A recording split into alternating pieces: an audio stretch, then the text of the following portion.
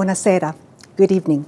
I'm Sandra Palazzo, Board Chair and Trustee for Ward 72.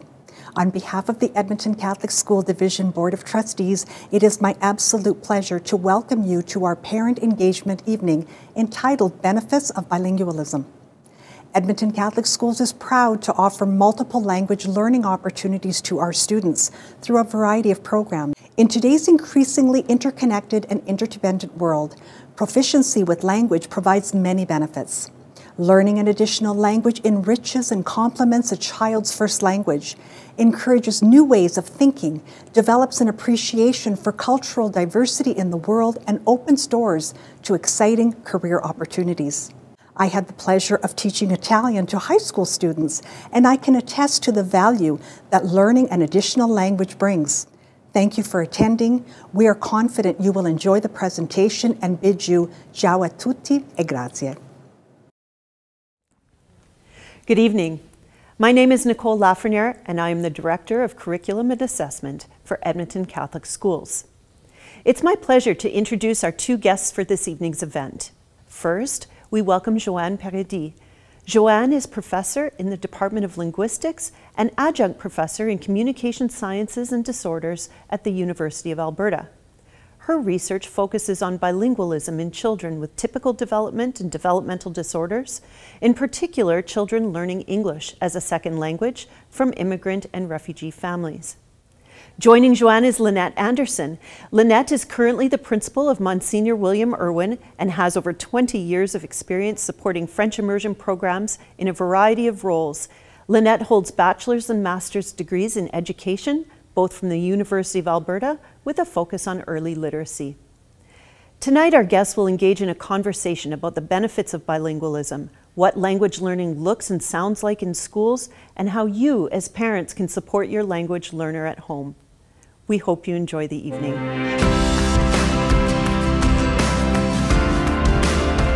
Hello, my name's Lynnette Anderson, and I'm principal at Monsignor William Irwin School.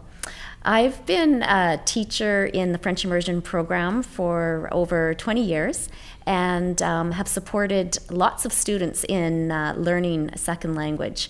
My own two boys speak French, and so very passionate about bilingualism and second language learning. And I'm here with Johanne. And Johanne, why don't you tell us a little bit about yourself too? Thank you. Hi, I'm Johanne Paradis. I'm a professor in the Department of Linguistics at the University of Alberta, and my research is focused on bilingualism in children, French English speakers, kids who are English second language learners who speak a heritage language, and I've been at that for about 20 years. But I speak French and English myself. I've raised two kids who speak French and English and went to school in French here in Edmonton. So bilingualism is something that's been a huge part of my personal and professional life, and I am also passionate about bilingualism and second language learning. So Johanne, why don't you tell us a little bit about the benefits of learning an additional language? Wow, well, it's hard to know where to start because there's a lot. I think that the ones that are probably the most famous or the most familiar to people are what are called the cognitive benefits of bilingualism. And this is where the ability of learning and manipulating two languages hones your brain in a certain way that makes some things, gives you a bit of an edge with things like focusing, attention. It also helps kids realize that you can break down words into little pieces, little sounds, and that helps them learn to read. They have a bit of an advantage if they know two languages with that. Children who are bilingual often have more creative and flexible thinking when compared to their monolingual peers. They can tolerate ambiguity. They can make decisions based on changing the parameters of a process or problem quickly.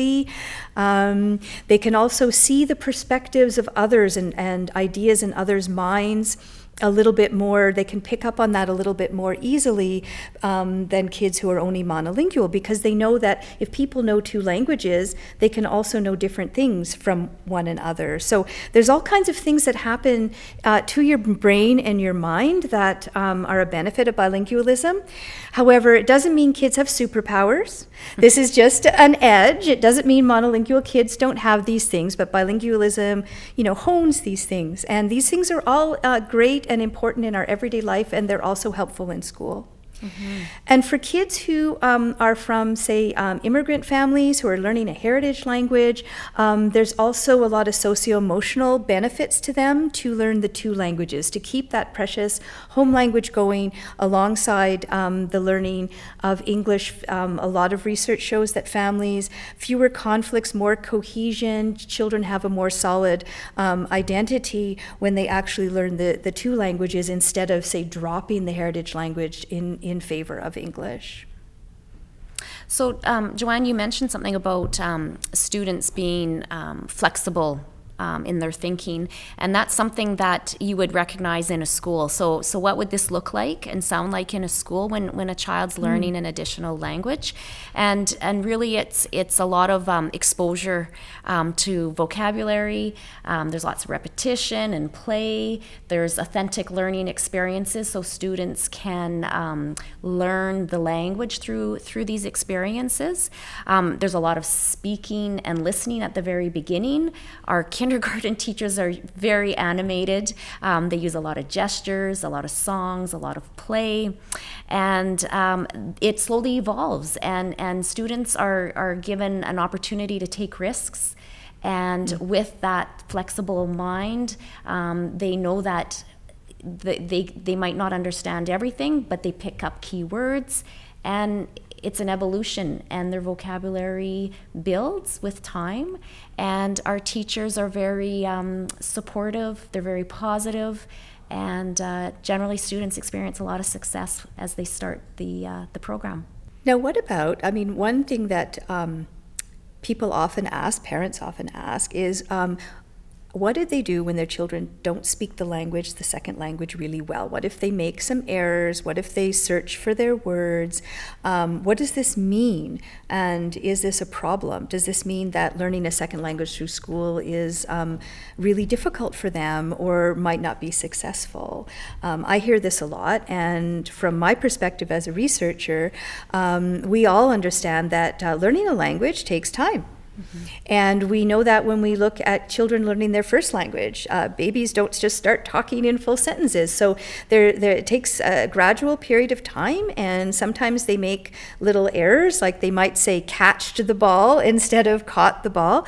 But that's just part of the process. And as they increase, like you said, their vocabulary and their fluency, these errors will start to iron themselves out. And it's no reason to think that if in the first year children are not completely fluent, that somehow this process is not working.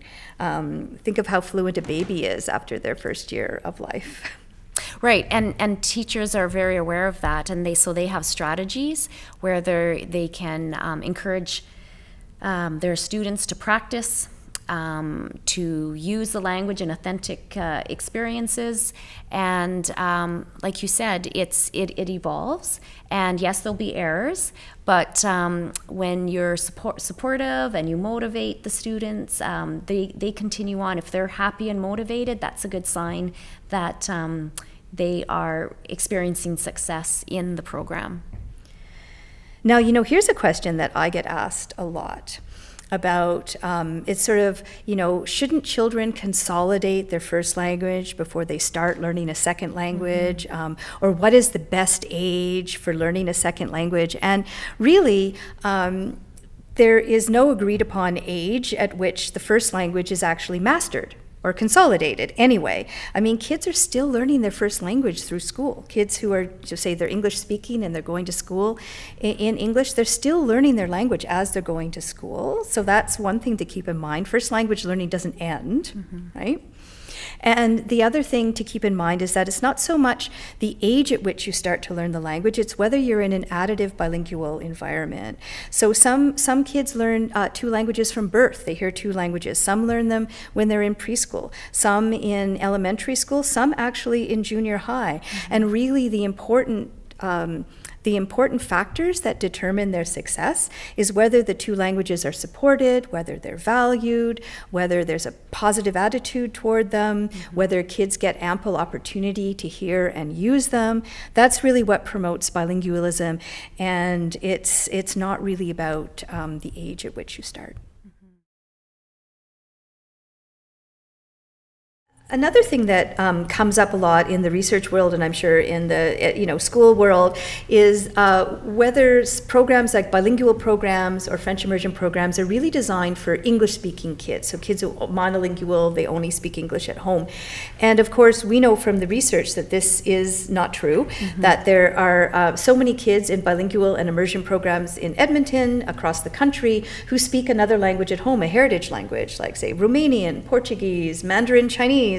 And they can thrive in these programs and learn French and English really well.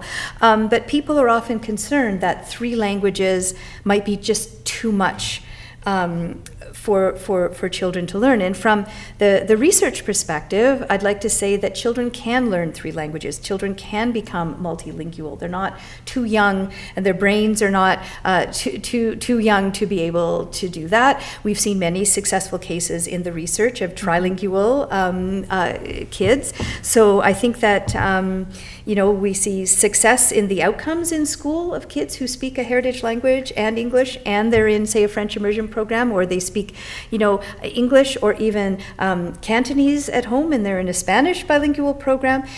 So I think that parents should be open to this.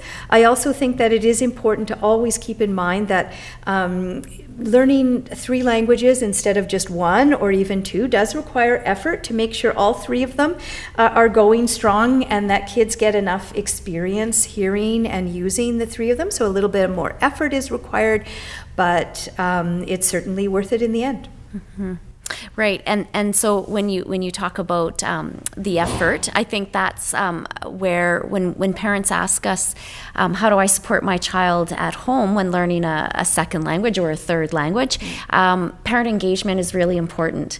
So even if you don't know that additional language, there's lots that parents can do to support their children, and it would be as simple as reading together at night, where even if they're reading in a different language, you could ask your child to retell the story in their own words. Or you could have them make predictions before they start to read in English, have them read in that target language, and then retell again. So there's lots of ways to support reading. Those skills are transferable, the predictions, the inferences, understanding the thread of a story. There's also just asking them, what they learned, what new word did they learn, and celebrate that with them, and try to see if you could use it in a certain context as well, and show them that you're willing to take risks and use some new language and play with language. We also know that there's a lot of support in the digital world. Often schools will have subscriptions to some digital tools, and you can access those as well for extra practice. And you can sit along with your child and just have them explain what they're doing, and again, take a supportive role. Canadian Parents for French is something that supports our French learners, and there are lots of events and resources on their website that parents can turn to. I think the key thing is exposure to a lot of the cultural experiences, whether it's music or it's travel. Perhaps there's some friends, some family friends that speak that target language. Have them engage with them. Let them experience something culturally from whatever language they're studying. And I find that students often develop a deeper appreciation for that language and a sense of pride as they see out in the community that their language is being used in different ways. And just really considering those community resources and how they can support you. So even though you don't speak the language, there are a lot of resources that you can tap into. Lots of playlists that you can turn to that people have already created with target language. And Edmonton Public Library has lots of books in different languages. So there's multiple ways to support, but I think the key thing is parents need to engage, and they need to reach out to the teachers, and just being aware of what's happening. We know our teachers are very dedicated. They write a lot of newsletters and read them. Find out what vocabulary or what concepts our students are learning and support them, even if it's in English. They could be learning about a concept in English with you, and it'll only enhance what they're learning in the school. So there are numerous ways that parents can support and encourage their children to be more successful. Yeah, those are all really great tips and strategies, and I'd like to say that they echo everything we know from the research. That language-rich experiences, whether they're happening in the first language, the second language, or both at the same time, support children's development of both languages. So one question that parents often ask when it comes to transition points, which would be transitioning from grade 6 to grade 7 or grade 9 to grade 10, they question whether they can continue supporting their child as the content becomes increasingly difficult, and with that, in that second language or that target language. And so we reassure parents that they do, again, teachers are supportive in providing those strategies that they need to continue learning in those target languages.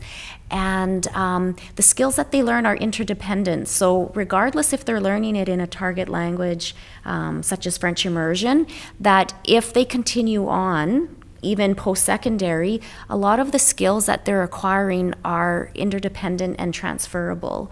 And so sometimes we talk about their continuum of learning an additional language, and by ending in grade 6, we wouldn't necessarily say that they have reached a level of proficiency that would be the functional fluency that parents perhaps first hoped for their children. And so we encourage our families to continue in transitioning from grade 6 to grade 7 and grade 9 to grade 10.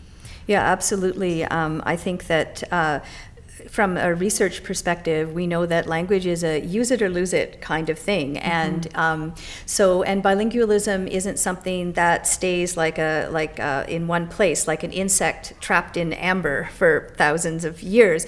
Our abilities in both our languages as bilinguals constantly ebb and flow throughout the lifespan, depending on our experiences. So there's no perfect bilingual to begin with, and our proficiencies can be a bit more fluid in our two languages. And for a student who moves out of French immersion in grade 6, it's not that their French is going to remain preserved like that insect in amber throughout all their high school years. They do need to keep it up to retain some fluency into adulthood. So all that effort could be lost if the student doesn't continue in the immersion program, unless effort is spent outside of school. So that's always something to keep in mind. Now, I think that another point that's kind of related to this is that if a child is learning all their difficult content in French, how they transfer it, and you brought up the point that they've got the two skills interdependent, and they're even if they're doing math in French, it doesn't mean they can't transition to English, and the research would definitely agree with that. Certainly French immersion students are high academic performers across the country, have great rates of entrance into university, and do very well. We don't have as much research on bilingual program students because there's fewer of these programs, but there's no reason to think that it wouldn't be exactly the same for them. So it's not hurting students' prospects, let's say, for post-secondary opportunities to continue to learn through two languages through the sort of junior high and the high school period at all. And one other piece, when you think about the difficulty of the content becoming more difficult, and parents feeling not able to support that, one bit of advice that we like to offer too is those skills, such as critical thinking or the problem solving. What other strategies could you be supportive for your child. And so not necessarily being able to speak that language, but there are a lot of skills that we can teach in English that would support your child in helping them through their studies. And so it's supporting in a different way. It might not be in the actual content, but it's all the skills that come from that piece of problem solving, critical thinking, inferencing, predicting. Those can all be done in any language because, again, it's transferable. Yep. And you know, one thing we haven't really touched on yet is the sort of the long-term outcomes in those second languages in the education. Like how good is students' French? You mentioned that in grade 6 they're not quite at the proficiency level parents might expect, and that is a good reason to continue. But I think it's always important to think that when we go back to the very beginning, when these programs were first developed, and Canada was a world leader in developing bilingual and immersion programs, that the goal was never to create a duplicate of, say, a monolingual francophone living in Quebec. It's to enable students to learn through a second language and gain functional proficiency at a much higher level than if they were taking French as a second language 1 hour per week. And these programs have been a resounding success in meeting that goal. And so if a graduate of French immersion doesn't sound exactly like a monolingual from Quebec, or if a graduate of, say, Spanish bilingual program doesn't sound exactly like somebody from Spain, that is not a fail. That is, you know, the goal here is functional proficiency, the ability to function, communicate in the oral and written mode in another language. And it doesn't have to be perfect or identical to monolingual speakers who live in a different context than we live in. Right, and I think too part of it is that sense of pride and valuing that they've learned this additional language and being able to celebrate it and use it. I think is ultimately the goal as well. Is to be able to go out and try what they've learned in authentic experiences and have that confidence to do it. Yep.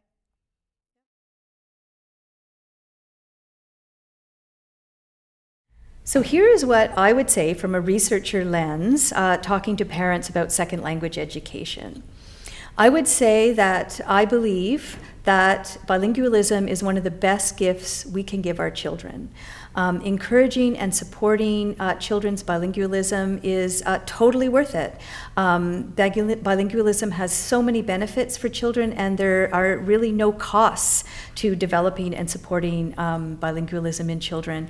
And above all, I feel that why it is so important to do so is because that knowledge of other languages and cultures creates better global citizens, and I think that is something that we need right now. In addition to the research that Johanne has shared with the advantages of bilingualism and second language learning, perspective as a principal, we know that parents want to make the best educational choices for their children, and many of them want to choose a second language program. The school parent-child partnership is so important during a child's learning journey, and even more so when learning a second language program. So parents can help make their child's language learning experience positive and lasting by being supportive and enthusiastic. Remember that most of the skills learned are transferable from one language to another, and provide opportunities to use the target language outside of the school, outside of the classroom. Celebrate with them the new words that they're learning and the rich cultural experiences that they're having. And most importantly, we want them to know that you're celebrating and appreciating all the progress and success that they experience through the course of their learning journey.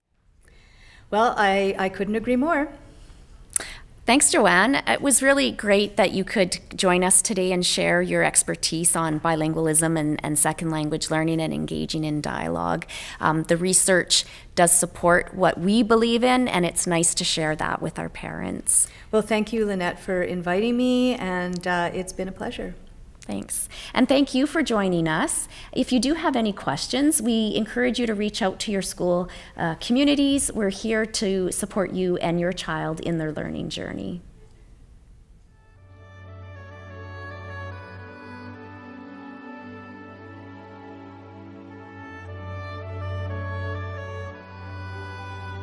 In nomine Patris, et Filii, et Spiritus Sancti.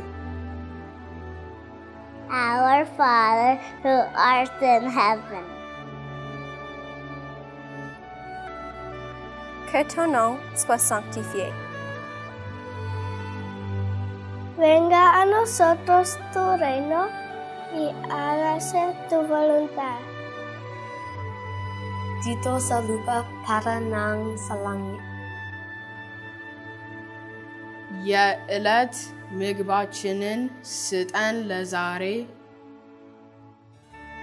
I odpuść nam nasze winy. Jak i my prощаємо винуватцям нашим.